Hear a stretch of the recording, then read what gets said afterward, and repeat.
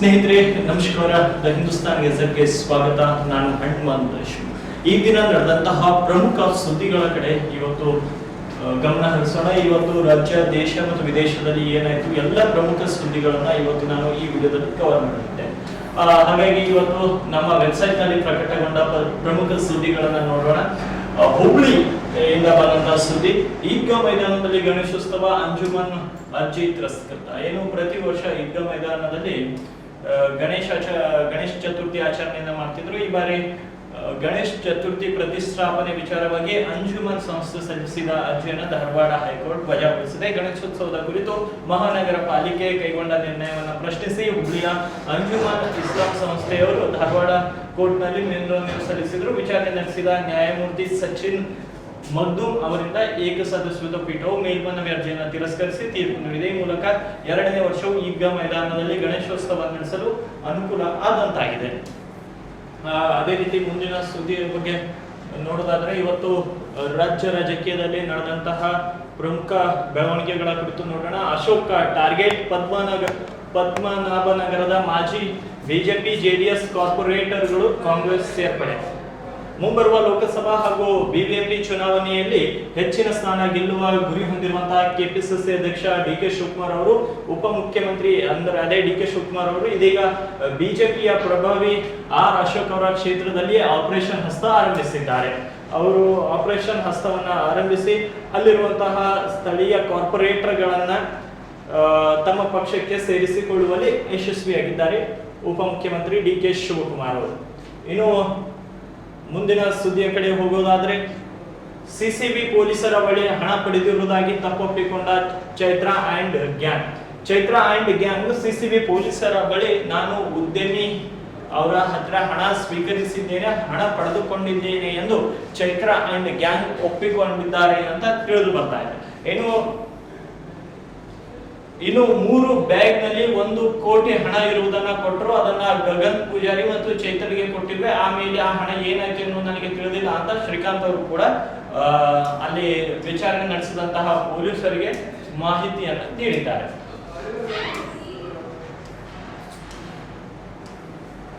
BJP JDS ಮೈತ್ರಿ ಸಮೀಕರಣ ಉಲ್ಟಾ ಹೊಡೆಯಲಿದೆಯಾ ಕಾಂಗ್ರೆಸ್ ಲೆಕ್ಕಾಚಾರ. ಸಿದ್ದು ಡಿಕೆಶಿಗೆ ಟಫ್ ವಾರ್. ರಾಜ್ಯದಲ್ಲಿ ಬಿಜೆಪಿ ಮತ್ತೆ ಜೆಡಿಎಸ್ ಪಕ್ಷಗಳು ಮೈತ್ರಿಯನ್ನ ಮಾಡಿಕೊಂಡು ಈ ಬಾರಿಯ ಲೋಕಸಭಾ ಚುನಾವಣೆಯನ್ನ ಎದುರಿಸಲಿವೆ ಎನ್ನುವ ಮಾತುಗಳು ರಾಜಕೀಯ ವಲಯದಲ್ಲಿ ಕೇಳಿ ಬರ್ತಾ ಇದ್ದಾವೆ. ಇಂತಹ ಸಂದರ್ಭದಲ್ಲಿ ಲೋಕಸಭಾ ಚುನಾವಣೆಗೆ ಮುನ್ನ ಜೆಡಿಎಸ್ ಮತ್ತು ಬಿಜೆಪಿ ಪಕ್ಷಗಳು ಮಾಡಿಕೊಂಡಂತಹ ಮೈತ್ರಿ ಕಾಂಗ್ರೆಸ್ಗೆ ಟಫ್ ಆಗಲಿದೆ ಎನ್ನುವ ಒಂದು ಮಾತುಗಳು ಕೇಳಿ ಬರ್ತಾ ಇದೆ. ವಿಧಾನಸಭೆ ಚುನಾವಣೆಯಲ್ಲಿ ಮಾಡಿದಂತೆ ಬಿಜೆಪಿ ವಿರುದ್ಧ ಆಡಳಿತ ವಿರೋಧಿ ಭಾವನೆಯನ್ನ ಲೋಕಸಭಾ ಚುನಾವಣೆಯವರೆಗೂ ಕೆಪಿಸಿಸಿ ಘಟಕ ಕೊಂಡೊಯ್ಯಲಿದೆ. ಹೀಗಾಗಿ ಲಿಂಗಾಯತರು ಮತ್ತು ಒಕ್ಕಲಿಗರ ಬೆಂಬಲದಿಂದ ಕಾಂಗ್ರೆಸ್ ಪಕ್ಷ ದೊಡ್ಡ ಮಟ್ಟದಲ್ಲಿ ಗೆಲುವು ಸಾಧಿಸಲಿದೆ ಎಂದು ಎಐಸಿಸಿಯ ಭರವಸೆಯಾಗಿದೆ. ಬಿಜೆಪಿ ಜೆಡಿಎಸ್ ಮೈತ್ರಿಯು ಕಾಂಗ್ರೆಸ್ಗೆ, ವಿಶೇಷವಾಗಿ ಮುಖ್ಯಮಂತ್ರಿ ಸಿದ್ದರಾಮಯ್ಯ ಮತ್ತು ಉಪಮುಖ್ಯಮಂತ್ರಿ ಡಿಕೆ ಶಿವಕುಮಾರ್ಗೆ ಸಮಸ್ಯೆ ತರಲಿದೆ. ಪ್ರಬಲ ಕಾರ್ಯಕರ್ತರ ನೆಲೆಯನ್ನ ಹೊಂದಿರುವ ಜೆಡಿಎಸ್ ಹಳೆ ಮೈಸೂರು ಭಾಗದಲ್ಲಿ ಕಾಂಗ್ರೆಸ್ ಪಾಲಿಗೆ ಹೆಚ್ಚಿನ ಆತಂಕ ಸೃಷ್ಟಿಸಿದೆ. ಈ ಭಾಗದಲ್ಲಿನ ಕಳಪೆ ಪ್ರದರ್ಶನ ರಾಜ್ಯ ಕಾಂಗ್ರೆಸ್ ನಾಯಕತ್ವವನ್ನು ಇಕ್ಕಟ್ಟಿಗೆ ಸಿಲುಕಿಸಿದೆ. ಒಕ್ಕಲಿಗ ಹೃದಯ ಭಾಗದ 52 ಸ್ಥಾನಗಳಲ್ಲಿ ಕಾಂಗ್ರೆಸ್ 38 ಸ್ಥಾನಗಳನ್ನ ಗೆದ್ದಿರುವುದರಿಂದ ಜೆಡಿಎಸ್ ನಾಯಕ ಎಚ್ ಡಿ ಕುಮಾರಸ್ವಾಮಿ ಪುನರ್ ಆಗಮನದ ಮೂಲಕ ಪ್ರಾಬಲ್ಯ ಪಡೆದುಕೊಳ್ಳಲು ಬಯಸಿದ್ದಾರೆ. ಬಿಜೆಪಿ ಜೆಡಿಎಸ್ ರಾಜಕೀಯ ಸಂಬಂಧವು 2019ರಲ್ಲಿ ಜೆಡಿಎಸ್ ಕಾಂಗ್ರೆಸ್ ಮೈತ್ರಿಯಿಂದ ಭಿನ್ನವಾಗಿ ಪರಸ್ಪರ ಪ್ರಯೋಜನಕಾರಿ ಎಂದು ನಂಬಲಾಗಿದೆ. ಎರಡು ಪಕ್ಷಗಳು ಸಾಂಪ್ರದಾಯಿಕ ವಿರೋಧಿಗಳಾಗಿದ್ದರು. ಹೀಗಾಗಿ ಉನ್ನತ ಮಟ್ಟದಲ್ಲಿ ಮೈತ್ರಿ ಮಾಡಿಕೊಂಡಿದ್ದು ಕಾಂಗ್ರೆಸ್ ಸ್ಥಳೀಯ ಕೆಡಾರ್ಗೆ ಸರಿ ಹೋಗಲಿಲ್ಲ. ಹಳೆ ಮೈಸೂರಿನಲ್ಲಿ 2 ಪಕ್ಷಗಳು ಪ್ರಮುಖ ಶಕ್ತಿಗಳಾಗಿದ್ದರಿಂದ ಮತಗಳ ವರ್ಗಾವಣೆ ಆಗಲಿಲ್ಲ. ಆದರೆ ವಿಧಾನಸಭಾ ಚುನಾವಣೆಯಲ್ಲಿ ಯಶಸ್ಸು 2024ರ ಲೋಕಸಭಾ ಚುನಾವಣೆಯಲ್ಲಿ ಪುನರಾವರ್ತಿಸಲು ಕಾಂಗ್ರೆಸ್ಗೆ ಅವಕಾಶ ನೀಡುವುದಿಲ್ಲ ಎಂದು ಬಿಜೆಪಿ ನಂಬಿದೆ. ಹೀಗಾಗಿ ಕುಮಾರಸ್ವಾಮಿ ಅವರ ಜೊತೆ ಮೈತ್ರಿಯನ್ನ ಮಾಡಿಕೊಳ್ಳಲಿಕ್ಕೆ ಬಿಜೆಪಿ ಪಕ್ಷ ಮುಂದಾಗಿದೆ. ಮತ್ತೆ ಮುಂದಿನ ರಾಜಕೀಯ ಸುದ್ದಿಯನ್ನ ನೋಡೋದಾದ್ರೆ, ಬಿಜೆಪಿಗೆ ಜೆಡಿಎಸ್ ಪಕ್ಷವನ್ನ ತಪ್ಪಿಕೊಳ್ಳುವ ಅನಿವಾರ್ಯ ಇದೆ, ಸಚಿವ ಎನ್ ಚಲುವರಾಯಸ್ವಾಮಿ.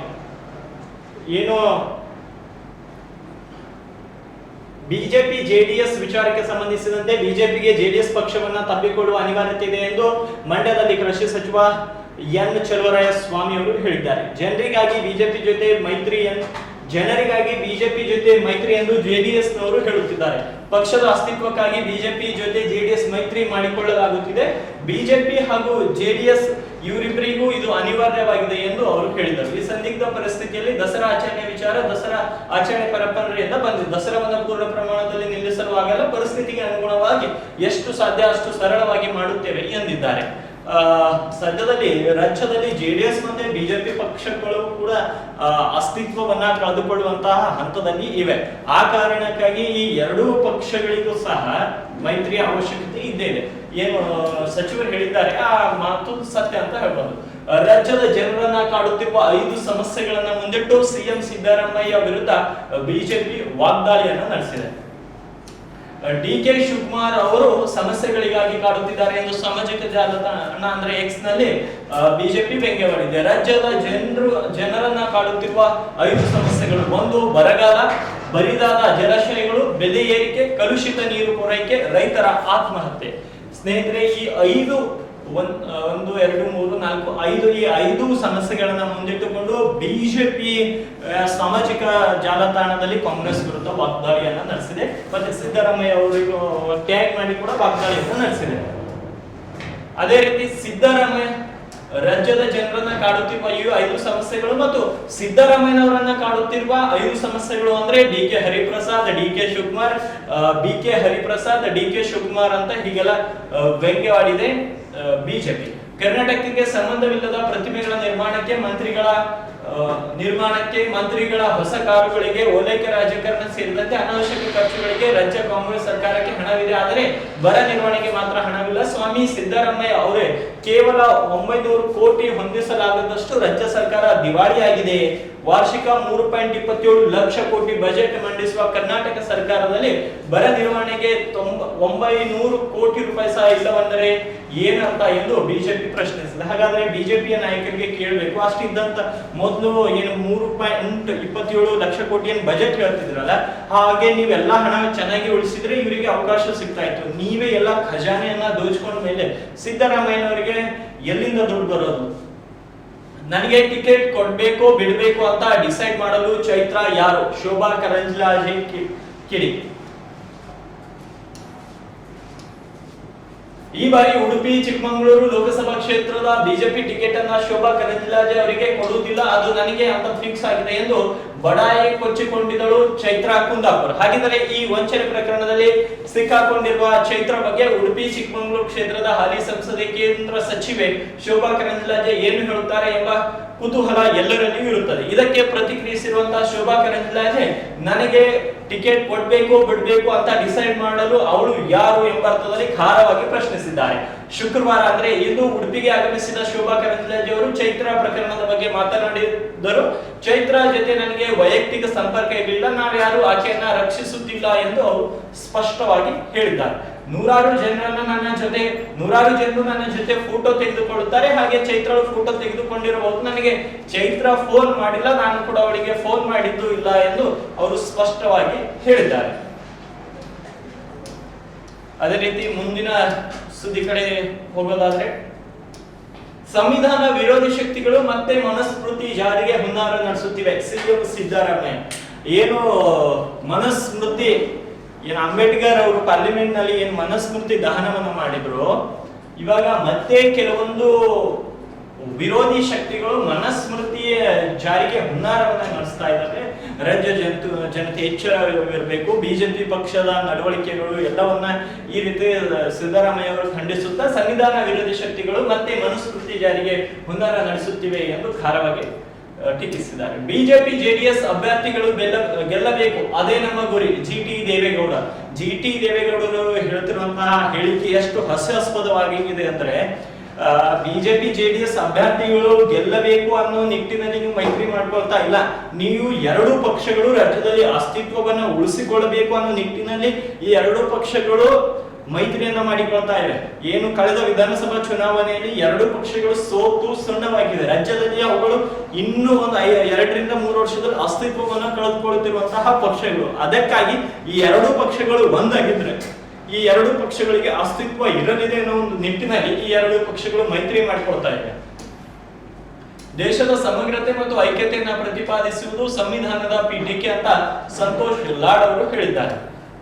ಗ್ಯಾರಂಟಿ ಯೋಜನೆಗಳನ್ನ ದೇಶಕ್ಕೆ ತಿಳಿಸುವ ಕೆಲಸ ಮಾಡಲಾಗುತ್ತಿದೆ. ಸಿದ್ದರಾಮಯ್ಯನವರು ಮತ್ತೆ ಅದೇ ರೀತಿ ಕಾಂಗ್ರೆಸ್ ಪಕ್ಷ ಚುನಾವಣಾ ಪೂರ್ವದಲ್ಲಿ ನೀಡಿದಂತಹ ಎಲ್ಲಾ ಗ್ಯಾರಂಟಿಗಳನ್ನ ಪೂರೈಸುವಂತಹ ಕೆಲಸ ಮಾಡ್ತಾ ಇದೆ. ಇದಕ್ಕೂ ಮುಂಚೆ ಅರವಿಂದ್ ಕೇಜ್ರಿವಾಲ್ ಸಹ ಈ ರೀತಿಯ ಯೋಜನೆಗಳನ್ನ ಜಾರಿ ತಂದಿದ್ರು. ಆದರೆ ಅವರಿಗಿಂತ ಚೆನ್ನಾಗಿ ರಾಜ್ಯದಲ್ಲಿರುವಂತಹ ಕಾಂಗ್ರೆಸ್ ಪಕ್ಷ ಜಾರಿ ತಂದಿದೆ. ಈ ಯೋಜನೆಗಳನ್ನ ಇತರ ರಾಜ್ಯದ ಜನರಿಗೆ ಮತ್ತು ದೇಶದ ಜನರಿಗೆ ಪರಿಚಯಿಸುವ ಕೆಲಸ ಮಾಡಲಾಗುತ್ತಿದೆ ಅಂತ ಸಿದ್ದರಾಮಯ್ಯನವರು ಹೇಳಿದ್ದಾರೆ. ಸಿದ್ದರಾಮಯ್ಯನವರೇ, ಈ ರೀತಿಯ ಯೋಜನೆಗಳು ದೇಶದ ಎಲ್ಲ ಕಡೆ ಜಾರಿ ಬಂದಿದ್ರೆ ತುಂಬಾ ಉತ್ತಮ. ಯಾಕಂದ್ರೆ ದೇಶದಲ್ಲಿ ಬಹುತೇಕರು ಬಡವರೇ ಆಗಿದ್ದಾರೆ. ಬಡವರಿಗೆ 2,000 ರೂಪಾಯಿ ಆಗಿರಲಿ, ಕರೆಂಟ್ ಬಿಲ್ ಆಗಿರಲಿ, ಗೃಹಲಕ್ಷ್ಮಿ, ಗೃಹಜ್ಯೋತಿ ಈ ರೀತಿಯ ಯೋಜನೆಗಳು ಜಾರಿಯಾದ್ರೆ ಆರ್ಥಿಕ ವ್ಯವಸ್ಥೆ ಕೂಡ ತುಂಬಾ ಸುಧಾರಿಸಲಿದೆ. ಅದನ್ನ ಬಿಟ್ಟು ಬಿಜೆಪಿಯವರ ತರಹ ಉದ್ಯಮಿಗಳ ಸಾಲ ಮನ್ನಾ ಮಾಡೋದ ಆ ರೀತಿ ಮಾಡಿದ್ರಿಂದ ಯಾವುದೇ ಬಡವರಿಗೆ ಕೂಡ ಲಾಭವಾಗುವುದಿಲ್ಲ. ಯಂಗ್ ಗರ್ಲ್ ಎಂದು ಚೈತ್ರಾ ಕುಂದಾಪುರ್ ಬಗ್ಗೆ ಕೇಂದ್ರ ಸಚಿವೆ ನಿರ್ಮಲಾ ಸೀತಾರಾಮನ್ ಮಾಡಿದ ಟ್ವೀಟ್ ಈಗೇಕೆ ಸದ್ದು ಮಾಡುತ್ತಿದೆ. ಹೇಗೆ ಸದ್ದು ಮಾಡುತ್ತಿದೆ ಅಂದ್ರೆ, ಇವಾಗ ಚೈತ್ರಾ ಕುಂದಾಪುರ್ ಜೈಲಿನಲ್ಲಿದ್ದಾರೆ. ಅದೇ ಕಾರಣಕ್ಕೆ ಈ ರೀತಿಯ ಟ್ವೀಟ್ಗಳು ಸದ್ದು ಮಾಡ್ತವೆ. ಏನು ಬಿಜೆಪಿ ಅವರು ಎಲೆಕ್ಷನ್ ಬಂದ ಟೈಮ್ ನಲ್ಲಿ ಯಾರು ಹಿಂದೂ ಪರವಾಗಿ ಮಾತನಾಡ್ತಾರೋ, ಯಾರು ಕೋಮು ಉತ್ತೇಜನ ನೀಡುವಂತಹ ಭಾಷಣಗಳನ್ನ ಮಾಡ್ತಾರೋ ಅಂತವರ ಭಾಷಣದ ವಿಡಿಯೋ ಕ್ಲಿಪ್ ಗಳನ್ನ ತಾವು ಬಳಸಿಕೊಂಡು ಚುನಾವಣಾ ಪ್ರಚಾರವನ್ನ ಮಾಡಿದ್ರಿ. ಆ ಸಂದರ್ಭದಲ್ಲಿ ನೀವೆಲ್ಲರೂ ಅಂತವರ ವಿಡಿಯೋಗಳನ್ನ ಶೇರ್ ಮಾಡಿದ್ರಿ. ಇವಾಗ ಅವರು ಜೈಲಿನಲ್ಲಿದ್ದಾರೆ. ಜನ ನಿಮ್ಮನ್ನ ಪ್ರಶ್ನೆ ಮಾಡ್ತಾ ಇದ್ದಾರೆ. ಅವರ ಜನರ ಪ್ರಶ್ನೆಗೆ ತಾವು ಉತ್ತರ ಕೊಡುವಂತ ಕೆಲಸ ಮಾಡಿ. ಒಬ್ಬೊಬ್ಬ ಸಚಿವರನ್ನೇ ಭೇಟಿಯಾಗುತ್ತಿರುವ ಸಿಎಂ ಸಿದ್ದರಾಮಯ್ಯ ಕುತೂಹಲ ಮೂಡಿಸಿದ ಭೇಟಿ. ಸಿದ್ದರಾಮಯ್ಯನವರು ಸರ್ಕಾರದ ಮಟ್ಟದಲ್ಲಿ ಒಬ್ಬರೊಬ್ಬರ ಸಚಿವರನ್ನ ಭೇಟಿ ಮಾಡ್ತಾ ಇದ್ದಾರೆ. ಅವರ ಸರ್ಕಾರದ ವಿಚಾರವಾಗಿರಬಹುದು. ಜೆಡಿಎಸ್ ಬಿಜೆಪಿ ಮೈತ್ರಿಗೆ ಸ್ಫೋಟಕ ತಿರುವು. ಇನ್ನೇನು ದೋಸ್ತಿ ಫೈನಲ್ ಎನ್ನುವಷ್ಟರಲ್ಲಿಯೇ ಕತ್ರಿ ಬಿತ್ತೆ. ಮೊನ್ನೆ ಮೈತ್ರಿಗೆ ಅಮಿತ್ ಶಾ ಒಪ್ಪಿಗೆ ಸೂಚಿಸಿದ್ದಾರೆ ಅಂದಿದ್ರು. ನಿನ್ನೆ ಹಂಗೇನು ಇಲ್ಲ ಅಂದಿದ್ರು. ಇಂದು ಅವರು ಕೇಳಿಲ್ಲ, ನಾವು ಹೇಳಿಲ್ಲ ಎಂದಿದ್ದಾರೆ. ಇದು ಬಿಜೆಪಿ ಮತ್ತು ಜೆಡಿಎಸ್ ಮೈತ್ರಿ ವಿಚಾರ. 3 ದಿನದಲ್ಲಿ ಮಾಜಿ ಸಿಎಂ ಬಿಎಸ್ವೈ ಕೊಟ್ಟ 3 ಹೇಳಿಕೆ. ಅಲ್ಲಿಗೆ ದೋಸ್ತಿ ವಿಚಾರಕ್ಕೆ ದೊಡ್ಡ ತಿರುವು ಸಿಕ್ಕಿದೆ. ಲೋಕಸಭಾ ಚುನಾವಣೆಯಲ್ಲಿ ಬಿಜೆಪಿ ಜೆಡಿಎಸ್ ಮೈತ್ರಿ ಆಗೇ ಬಿಡುತ್ತದೆ. ಹೈಕಮಾಂಡ್ ಒಪ್ಪಿಗೆ ಸೂಚಿಸಿದೆ. ಇನ್ನೇನಿದ್ರು ಸೀಟ್ ಹಂಚಿಕೆ ನಡಿಬೇಕು ಅಷ್ಟೇ ಎನ್ನಲಾಗಿತ್ತು. ಖುದ್ದು ಮಾಜಿ ಮುಖ್ಯಮಂತ್ರಿ ಬಿಎಸ್ ಯಡಿಯೂರಪ್ಪ ಅವರೇ ಇಂತ ಮಾತು ಹೇಳಿದ್ರಿಂದ ಅದಕ್ಕೆ ಒಂದು ತೂಕವು ಬಂದಿತ್ತು. ನಿನ್ನೆ ದೆಹಲಿಯಲ್ಲಿ ಬಿಜೆಪಿ ಕೇಂದ್ರೀಯ ಸಂಸದೀಯ ಮಂಡಳಿ ಸಭೆಯು ನಡೆದಿದೆ. ಹೀಗಾಗಿ ಮೈತ್ರಿ ಅಂತಿಮ ಹಂತಕ್ಕೆ ಬರುತ್ತದೆ ಎನ್ನಲಾಗಿತ್ತು. ಆದ್ರೆ ಸಭೆಯಲ್ಲಿ ವಿಚಾರವಾಗಿ ಚರ್ಚೆ ಆಗಿಲ್ಲ. ನರೇಂದ್ರ ಮೋದಿ ಹಾಗೂ ಅಮಿತ್ ಶಾ ಅವರ ಮನಸ್ಸಲ್ಲಿ ಏನಿದೆಯೋ ಗೊತ್ತಿಲ್ಲ ಎಂದು ಬಿಎಸ್ವೈ ಅವರು ಹೇಳಿದ್ದಾರೆ. ಇನ್ನು ಮೊನ್ನೆ ಜೆಡಿಎಸ್ ಜೊತೆ ಸೇರಿ ಒಟ್ಟಾಗಿ ಹೋರಾಟ ಮಾಡುತ್ತೇವೆ ಎಂದಿದ್ದ ಮಾಜಿ ಸಿಎಂ ಬಸವರಾಜ ಬೊಮ್ಮಾಯಿ ಸಹ ಇಂದು ಬೇರೆ ರೀತಿ ಮಾತನಾಡಿದ್ದಾರೆ. ಮೈತ್ರಿ ವಿಚಾರ ಪ್ರಾಥಮಿಕ ಹಂತದಲ್ಲಿದೆ. ಬರುವ ದಿನಗಳಲ್ಲಿ ವರಿಷ್ಠರು ಚರ್ಚೆ ನಡೆಸುತ್ತಾರೆ ಅಂತ ಹೇಳ್ತಾ ಇದ್ದಾರೆ. ರಾಜ್ಯದ ಎಲ್ಲಾ ಮಾಜಿ ಮುಖ್ಯಮಂತ್ರಿಗಳು ಬಸವರಾಜ ಬೊಮ್ಮಾಯಿ ಅವರು, ಎಚ್.ಡಿ. ಕುಮಾರಸ್ವಾಮಿ ಅವರು, ಯಡಿಯೂರಪ್ಪನವರು ಇವರೆಲ್ಲ ದಿನಕ್ಕೊಂದು ಹೇಳಿಕೆಗಳನ್ನ ನೀಡ್ತಿದ್ದಾರೆ. ಇವರು ರಾಜ್ಯದ ವರಿಷ್ಠರು. ರಾಜ್ಯದಲ್ಲಿ ಎಷ್ಟೋ ಶಾಸಕರು ಇವರನ್ನ ನೋಡಿ ಕಲಿಬೇಕು. ಆದ್ರೆ ಇಂಥವರೇ ದಿನಕ್ಕೊಂದು ಹೇಳಿಕೆಗಳನ್ನ ನೀಡಿ ರಾಜಕಾರಣವನ್ನ ಸಂಪೂರ್ಣವಾಗಿ ಹದೆಗಳಿಸ್ತಾ ಇದ್ದಾರೆ. ಗೋಧಿ ಮೀಡಿಯಾದ ಟಿವಿ ನಿರೂಪಕರನ್ನ ಬಹಿಷ್ಕರಿಸಿದ ಇಂಡಿಯಾ. ಬಹಿಷ್ಕೃತರ ಪಟ್ಟಿ ಇಲ್ಲಿದೆ ನೋಡಿ. ಮುಂಬರುವ ಲೋಕಸಭಾ ಚುನಾವಣೆಗೆ ಮುಂಚಿತವಾಗಿ ಮೈತ್ರಿಕೂಟವನ್ನ ರಚಿಸಿಕೊಂಡಿರುವ ವಿಪಕ್ಷಗಳ ಒಕ್ಕೂಟವು ಬಿಜೆಪಿ ಪರ ಇರುವ ಗೋಧಿ ಮೀಡಿಯಾಗಳ ನಿರೂಪಕರುಗಳು ನಿರೂಪಿಸುವ ಚರ್ಚಾ ಕಾರ್ಯಕ್ರಮಗಳಿಗೆ ತಮ್ಮ ಪ್ರತಿನಿಧಿಗಳನ್ನ ಕಳಿಸದಿರಲು ನಿರ್ಧಾರ ಮಾಡಿದೆ. ಬಿಜೆಪಿ ಪರ ಮಾಧ್ಯಮಗಳ ಮುಖಾಂತರ ಅಭಿಪ್ರಾಯ ಸೃಷ್ಟಿಸುತ್ತಿರುವ ಟಿವಿ ನಿರೂಪಕರು ನಡೆಸುವ ಟಿವಿ ಚರ್ಚಾ ಕಾರ್ಯಕ್ರಮಗಳಿಗೆ ತನ್ನ ಪ್ರತಿನಿಧಿಗಳನ್ನು ಕಳಿಸುವುದಿಲ್ಲ ಎಂದು ವಿಪಕ್ಷಗಳ ಇಂಡಿಯಾ ಮೈತ್ರಿಕೂಟ ಹೇಳಿದೆ. ಎನ್ಸಿಪಿ ಮುಖ್ಯಸ್ಥ ಶರದ್ ಪವಾರ್ ನಿವಾಸದಲ್ಲಿ ಮೈತ್ರಿಕೂಟದ ಸಮನ್ವಯ ಸಮಿತಿ ಸಭೆಯ ನಂತರ ಕಾಂಗ್ರೆಸ್ ಪ್ರಧಾನ ಕಾರ್ಯದರ್ಶಿ ಕೆಸಿ ವೇಣುಗೋಪಾಲ್ ಈ ಘೋಷಣೆಯನ್ನ ಮಾಡಿದ್ದಾರೆ. ಸಮನ್ವಯ ಸಮಿತಿಯು ಮಾಧ್ಯಮದ ಕುರಿತಾದ ಯಾವ ನಿರೂಪಕರ ಕಾರ್ಯಕ್ರಮಕ್ಕೆ ಇಂಡಿಯಾ ಮೈತ್ರಿಕೂಟ ತನ್ನ ಪ್ರತಿನಿಧಿಗಳನ್ನು ಕಳಿಸಬಾರದು ಎಂದು ಈ ಕುರಿತು ನಿರ್ಧರಿಸಿದೆ ಎಂದು ಹೇಳಿದ್ದಾರೆ. ಹಾಗಾದ್ರೆ ಅದರಲ್ಲಿ ಆದಿತ್ಯತೆಯಾಗಿ ಅಮನ್ ಚೋಪ್ರಾ, ಅಮಿಷ್ ದೇವ್ಗನ್, ಆನಂದ್ ನರಸಿಂಹನ್, ಅರ್ನಬ್ ಗೋಸ್ವಾಮಿ, ಅಶೋಕ್ ಶ್ರೀನಿವಾಸ್, ಚೈತ್ರಾ ತ್ರಿಪಾಠಿ, ಗೌರವ್ ಸಾವಂತ್, ನಾವಿಕಾ ಕುಮಾರ್, ಪ್ರಾಚಿ ಪ್ರಸಾದ್, ರುಬಿಕಾ ಲಿಯಾಖತ್, ಶಿವ ಅರೋರಾ, ಸುಧೀರ್ ಚೌಧರಿ, ಸುಶಾಂತ್ ಸ್ನೇಹಾ ಇವರೆಲ್ಲರೂ ಗೋಧಿ ಮೀಡಿಯಾ ಆಂಕರ್ಗಳು ಅನ್ನೋದು ದೇಶದ ಜನತೆ ಅರ್ಥ ಮಾಡ್ಕೊಂಡಿದ್ದಾರೆ. ಇವರೆಲ್ಲ ಆಲ್ಮೋಸ್ಟ್ ಸರ್ಕಾರದ ಪರವಾಗಿ ಮಾತಾಡ್ತಾರೆ. ಸರ್ಕಾರದ ಪರವಾಗಿ ಮಾತನಾಡಲಿ, ಸರ್ಕಾರದ ಬಗ್ಗೆ ಪಾಸಿಟಿವ್ ಆಗಿ ಮಾತಾಡಲಿ, ಆದ್ರೆ ತೊಂದರೆ ಇಲ್ಲ. ಆದ್ರೆ ಆಡಳಿತದಲ್ಲಿರುವಂತಹ ಅಧಿಕಾರ ಪಕ್ಷದ ಪರವಾಗಿ ಸರ್ಕಾರದ ಪರವಾಗಿ ಮಾತನಾಡಿದ್ರೆ ತಪ್ಪಿಲ್ಲ. ಆದ್ರೆ ಸರ್ಕಾರ ಯಾವ ಪಕ್ಷ ಸರ್ಕಾರ ನಡೆಸ್ತಾ ಇದೆಯೋ ಆ ಪಕ್ಷದವರು ಸಹ ತಪ್ಪು ಮಾಡಿದ್ರು ಕೂಡ ಅವರ ಓಲೈಕೆಗೆ ಈ ಎಲ್ಲಾ ನಿರೂಪಕರು ಹೋಗ್ತಾ ಇದ್ದಾರೆ. ಇಂಥವರಿಂದ ಪತ್ರಿಕೋದ್ಯಮಕ್ಕೆ ಒಂದು ಕೆಟ್ಟ ಹೆಸರು ಬರ್ತಾ ಇದೆ. ಒಬ್ಬ ಪತ್ರಕರ್ತನಾಗಿ ಈ ಏನು ನಿರೂಪಕರು ಪತ್ರಕರ್ತರಾಗಿ ಆಡಳಿತದಲ್ಲಿರುವಂತಹ ನ್ಯೂನ್ಯತೆಗಳನ್ನ ಜನರ ಮುಂದೆ ತೋರಿಸ್ಬೇಕು. ಇಂತಹ ರಾಜಕಾರಣಿ ತಪ್ಪು ಮಾಡ್ತಾ ಇದ್ದಾರೆ ಅಂತ ತೋರಿಸ್ಬೇಕು. ಅಂತಹ ಕೆಲಸ ಪತ್ರಕರ್ತರು ಮಾಡ್ಬೇಕು. ಆದ್ರೆ ಪತ್ರಕರ್ತರೇ ಆಡಳಿತದಲ್ಲಿರುವಂತಹವರ ಬಕೆಟ್ ಹಿಡಿದ್ರೆ ನಾವು ಸಂವಿಧಾನದ 4ನೇ ಅಂತ ಹೇಳಿಕೊಳ್ಳೋದು ಕೂಡ ನಾಚಿಕೆ ಆಗುತ್ತೆ. ಇನ್ನು ಮುಂದಿನ ಸುದ್ದಿ ನೋಡೋದಾದ್ರೆ, ನಾಳೆ ಕಾಂಗ್ರೆಸ್ ಪಕ್ಷಕ್ಕೆ ಯಾವ್ಯಾವ ನಾಯಕರು ಸೇರ್ಪಡೆ ಆಗ್ತಾರೆ ಗೊತ್ತಾ? DK ಶಿವಕುಮಾರ್ ಹೇಳಿಕೆಯನ್ನ ನೀಡಿದ್ದಾರೆ. ರಾಜ್ಯದಲ್ಲಿ ಆಪರೇಷನ್ ಹಸ್ತ ಸರ್ವಸಾಮಾನ್ಯವಾಗಿ ಬಿಟ್ಟಿದೆ. ಅಲ್ಲಿ ಸಣ್ಣ ಪುಟ್ಟ ಕಾರ್ಪೊರೇಟರ್ಗಳು ಈಗಾಗಲೇ ಕಾಂಗ್ರೆಸ್ ಪಕ್ಷವನ್ನ ಸೇರ್ಕೊಳ್ತಾ ಇದ್ದಾರೆ. ಮುಂದಿನ ದಿನಗಳಲ್ಲಿ ಏನು ವಿರೋಧ ಪಕ್ಷವೂ ಇಲ್ಲ, ಮತ್ತೆ ಪಕ್ಷಕ್ಕೆ ನಾಯಕನೂ ಇಲ್ಲ ಅಂದಮೇಲೆ ಆ ಪಕ್ಷದಲ್ಲಿ ಇದ್ದು ಯಾರು ತಮ್ಮ ರಾಜಕೀಯ ಜೀವನವನ್ನ ಹಾಳು ಮಾಡ್ಕೊಳ್ತಾರೆ ಹೇಳಿ ಅಂತವರು ಕಾಂಗ್ರೆಸ್ ಕಡೆಗೆ ಹೋದ್ರೆ ಹೋಗ್ಬೋದು. ನನ್ನ ಮನೆಗೆ ಕಲ್ಲೆಸೆದವರೊಂದಿಗೆ ಚೆನ್ನಾಗಿರಲು ಹೇಗೆ ಸಾಧ್ಯ? ಬಿಜೆಪಿ ಕಾರ್ಯಕರ್ತರು JDS ಜೀತ ಮಾಡಲು ಸಿದ್ಧರಿಲ್ಲ. ಪ್ರೀತಮ್ ಗೌಡ ಅವರು ಹೇಳಿಕೆಯನ್ನು ನೀಡ್ತಾ ಇದ್ದಾರೆ. ಆದ್ರೆ ಅವು ನಿಮ್ಮ ಪಕ್ಷದವರು ಕೇಂದ್ರ ವರಿಷ್ಠರೇ ಮೈತ್ರಿ ಮಾಡ್ಕೊಂಡಿದ್ರೆ ಪ್ರೀತಮ್ ಗೌಡಜಿ ನೀವೇನ್ ಮಾಡ್ತೀರಾ? ನಿಮ್ಮ ಪಕ್ಷದ ಹೈಕಮಾಂಡ್ಗೆ ನೀವು ತಲೆ ಬಗ್ಗಲೇಬೇಕು. ಇಲ್ಲ ಅಂದ್ರೆ ಬೇರೆ ಪಕ್ಷ ಸೇರ್ಕೊಳ್ಬೇಕು. ಬೇರೆ ಪಕ್ಷಕ್ಕೆ ಸೇರ್ಪಡೆ ಆಗುವಂತ ಸಾಧ್ಯತೆಗಳು ಏನು ಪ್ರೀತಮ್ ಗೌಡ ಅವರ ಹತ್ರ ಕಾಣಿಸ್ತದೆ. ಆದ್ರೆ ರಾಜಕೀಯನ ಊಹೆ ಮಾಡೋದಕ್ಕೆ ಆಗಲ್ಲ. Belagavi BJP Lok Sabha ticket fight ಹಾಲಿ ಸಂಸದರು ಇರುವಾಗಲೇ ಶುರುವಾಯಿತು ತಿಕ್ಕಾಟ. ಏನು ರಾಜ್ಯ ರಾಜಕಾರಣದಲ್ಲಿ ಬೆಳಗಾವಿಯ ಒಂದು ಕ್ಷೇತ್ರ ಹೈ ವೋಲ್ಟೇಜ್ ಕ್ಷೇತ್ರ. ಕಳೆದ ಬಾರಿಯ ಸುರೇಶ್ ಅಂಗಡಿ ಅವರ ತೆರವಾದ ಸ್ಥಾನಕ್ಕೆ ಅಲ್ಲಿ ಅವರ ಪತ್ನಿ ಆದಂತಹ ಮಂಗಲ ಅಂಗಡಿಯವರು ಸ್ಪರ್ಧೆಯನ್ನ ಮಾಡಿದ್ರು ಸತೀಶ್ ಜಾರಕಿಹೊಳಿ ಅವರ ವಿರುದ್ಧವಾಗಿ. ಸತೀಶ್ ಜಾರಕಿಹೊಳಿ ಅವರು ಅಲ್ಪ ಮತದಲ್ಲಿ ಸೋಲನ್ನ ಅನುಭವಿಸಿದ್ರು. ಆದ್ರೆ ಈ ಬಾರಿ ಇನ್ನು ಚುನಾವಣೆಗೆ ಸ್ವಲ್ಪ ದಿನಗಳು ಬಾಕಿ ಇರುವಾಗಲೇ ಅಲ್ಲಿ ಗುಂಪುಗಾರಿಕೆಯನ್ನು ಎದ್ದು ಕಾಣಿಸ್ತಿದೆ. ಹಾಗಾದ್ರೆ ಯಾರ್ಯಾರ ನಡುವೆ ಈ ಬಾರಿಯ ಲೋಕಸಭಾ ಚುನಾವಣೆ ಫೈಟ್ ನಡೆಯಲಿದೆ ಅಂದ್ರೆ, ರಾಜ್ಯಸಭಾ ಸದಸ್ಯ ಈರಣ್ಣ ಕಡಾಡಿ, ಮಾಂತೇಶ್ ಕವಟಗಿಮಠ್, ಅನಿಲ್ ಬೆನ್ಕೆ ಸೇರಿದಂತೆ ಹಲವರು ಹೇಳುತ್ತಿದ್ದಾರೆ. ಅನಿಲ್ ಬೆನ್ಕೆ ಅವರು ಕಳೆದ ವಿಧಾನಸಭಾ ಚುನಾವಣೆಯಲ್ಲಿ ಸೋಲನ್ನ ಅನುಭವಿಸಿದ್ದಾರೆ ಬೆಳಗಾವಿ ಉತ್ತರ ಕ್ಷೇತ್ರದಿಂದ. ಹೀಗಾಗಿ ಈ ಬಾರಿ ಲೋಕಸಭಾ ಚುನಾವಣೆಗೆ ಅವರು ಕೂಡ ಸ್ಪರ್ಧೆ ಮಾಡುವಂತಹ ಇರಾದೆಯಲ್ಲಿ ಇದ್ದಾರೆ. ಆದ್ರೆ ಮಂಗಲ ಅಂಗಡಿಯವರು ಇನ್ನೇನು ಸೋಲ್ ಕಂಡಿಲ್ಲ. ಅಂದ್ರೆ ಬಿಜೆಪಿಯಲ್ಲಿ ಗೆಲ್ಲುವ ಕುದುರೆಗೆ ಮಾತ್ರ ಟಿಕೆಟ್ ಕೊಡುತ್ತಿರೋದ್ರಿಂದ ಈ ಬಾರಿ ಅಲ್ಲಿ ಕೂಡ ಸರ್ವೆ ನಡೆದ್ರೆ ಮಂಗಲ ಅಂಗಡಿಯವರ ಟಿಕೆಟ್ ಕಟ್ ಆಗುವಂತಹ ಸಾಧ್ಯತೆಗಳು ಇವೆ.